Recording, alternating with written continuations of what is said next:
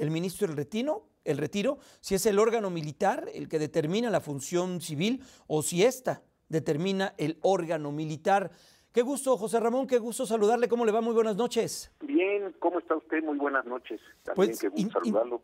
Interesante los cuestionamientos del texto que escribe ministro, porque pues sí hemos hablado con usted y en varias ocasiones de lo que significa la relación militar, el trabajo de los militares en varias de las acciones a las que no estaban contempladas desde hace ya algún tiempo y en este gobierno han tomado mayor relevancia. Mire, efectivamente, desde los años 60 del siglo pasado, parece muy lejano, pero no es tan lejano, comenzaron las Fuerzas Armadas a realizar distintas actividades con el plan de N3, después con la lucha contra el narcotráfico, la erradicación de cultivos, etcétera. Pero realmente en este sexenio sí han tenido, en el sexenio del presidente López Obrador, sí han tenido una extraordinaria actividad. Esto se puede ver pues viendo los cambios constitucionales, los cambios legales, la cantidad de recursos presupuestales que se están dando. Y yo lo que me planteo en este artículo del Universal es lo siguiente.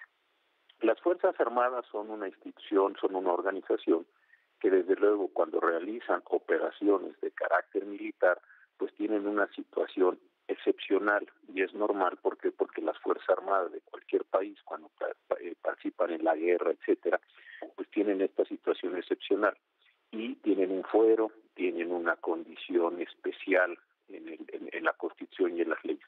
Pero ¿qué sucede cuando las Fuerzas Armadas están realizando operaciones, déjeme decirlo así, de carácter civil, construir un aeropuerto o cualquier otra obra? Administrar las aduanas. Administrar las aduanas, etcétera, etcétera. Ahí, cuando las Fuerzas Armadas realizan funciones de carácter civil, pueden invocar su estatus militar o tienen que adecuarse al estatus civil de cualquier otra organización. Sé que la respuesta que se da o que se suele dar es no, dado que son militares, todo lo que hacen los militares tiene que ser considerado como militar, pero me parece que esa no es la situación o la respuesta constitucional. La respuesta constitucional es los militares están protegidos por sus condiciones militares cuando realizan operaciones militares. Y esto sí que es muy peligroso. ¿Por qué? Porque cuando están realizando operaciones civiles se contesta a quienes solicitan información pública, no te puedo dar la información porque son operaciones realizadas por el Ejército vinculadas con la seguridad nacional. No te puedo decir en qué se gastó, cómo se gastó, cuánto se gastó, porque está relacionada con esta operación. Entonces creo que la disyuntiva jurídica de fondo en todo lo que hemos estado viendo, y eso tiene que ver con detenciones, eso tiene que ver también con persecuciones, etcétera, es si cuando las Fuerzas Armadas no actúan como Fuerzas Armadas o en operaciones que tienen que ver con las Fuerzas Armadas, tiene que aplicárseles el derecho ordinario que se les da a todas las autoridades del país. Y esto me parece que es lo que en el fondo subyació a la manifestación el otro día, en donde reclamaban los miembros de las Fuerzas Armadas una situación pues irregular, una situación inclusive de vejación, porque no está adecuándose las operaciones que tienen que realizar con el estatus jurídico que tiene. ¿Y qué dice el artículo 129 de la Constitución? Para pues poder comprender un país de leyes se tiene que basar pues todo ello en su Constitución. ¿Qué es lo que dice la Constitución sobre las Fuerzas Armadas y el tema que tiene que ver con la situación jurídica? Qué bueno que lo pregunta. Casi textualmente dice: en tiempos de paz los miembros de las Fuerzas Armadas no pueden hacer más funciones que las que tengan exacta conexión con la disciplina militar. Entonces uno se pregunta, ¿construir un aeropuerto, administrar una aduana, tiene exacta conexión con la disciplina militar? La respuesta es sí, porque lo están haciendo los militares, pero creo que esa no es la respuesta. Y creo que se están lastimando los militares en el ejercicio de sus funciones y están lastimando a su institución, a su instituto armado, sea la Secretaría de la Defensa Nacional o la Secretaría de Marina Armada de México, y están lastimando a los propios miembros de las corporaciones. Creo que este es el problema realmente de fondo. Entonces yo en este artículo que usted comenta, y le agradezco mucho, lo que estoy diciendo es la disyuntiva. Los miembros de las Fuerzas Armadas, desde luego, tienen un estatus excepcional cuando realizan funciones de Fuerzas Armadas, pero no todos todo lo que realiza el ejército es en función de su carácter de Fuerzas Armadas. Y yo creo que esta es la discusión de fondo. Y algo que seguramente en nuestro auditorio, con Leonardo también lo he platicado, que se da, es que cada vez se nos presentan más excepciones. Se nos dice, no, es que todo lo que hacen las Fuerzas Armadas, como está vinculado con la seguridad nacional, no se puede dar a conocer, es reservado, los contratos no tienen que ser licitados, las compras no tienen que ser dadas a conocer, las operaciones desde luego no. Entonces empieza a haber una situación de excepcionalidad o de excepción respecto de todas estas actividades que yo insisto, no solo lastiman a los ciudadanos, como pasó hace unos pocos días en Nuevo Laredo, sino también lastiman a toda la disciplina militar, que es lo que me parece que vimos en esa marcha en apoyo por parte de las Fuerzas Armadas a sus tropas y a sus elementos. Estamos platicando con el ministro del Retiro, José Ramón Cosío, miembro del Colegio Nacional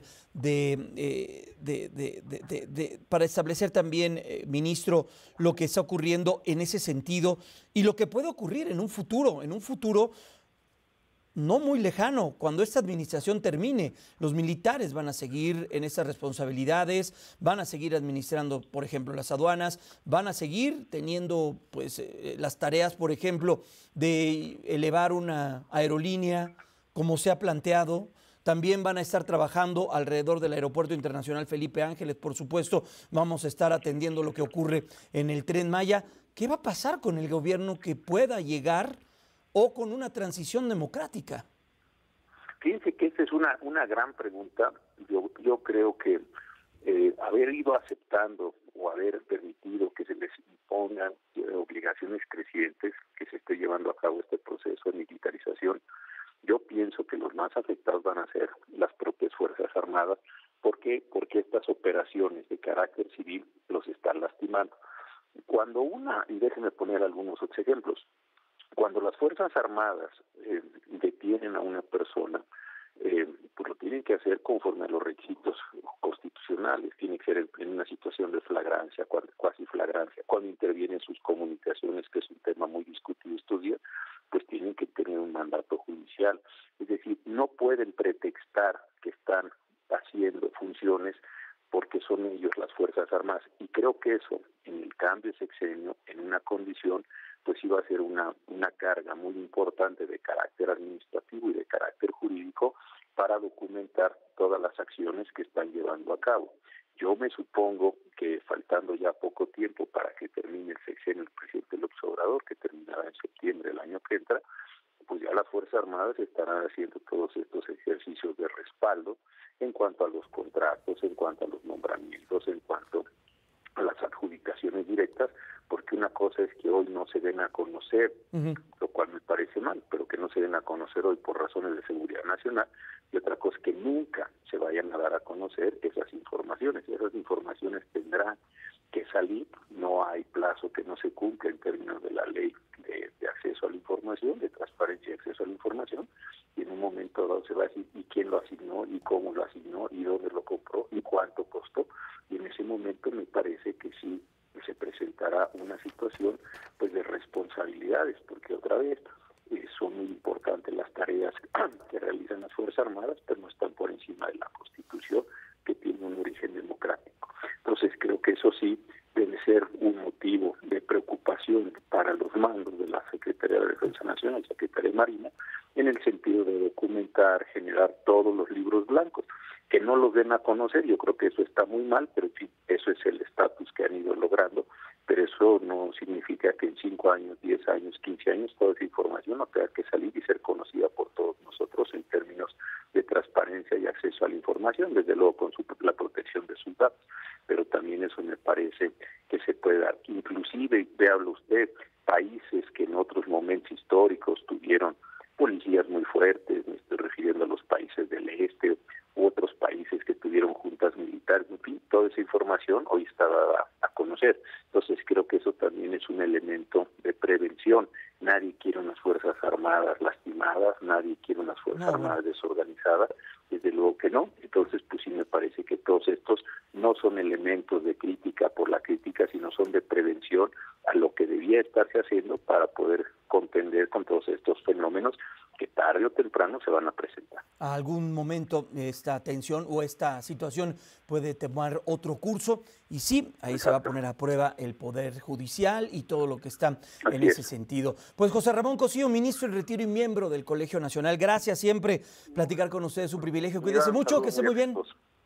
Hasta pronto, gracias. Muy buenas noches a José Ramón Cosío. Interesante el artículo que escribe para El Universal.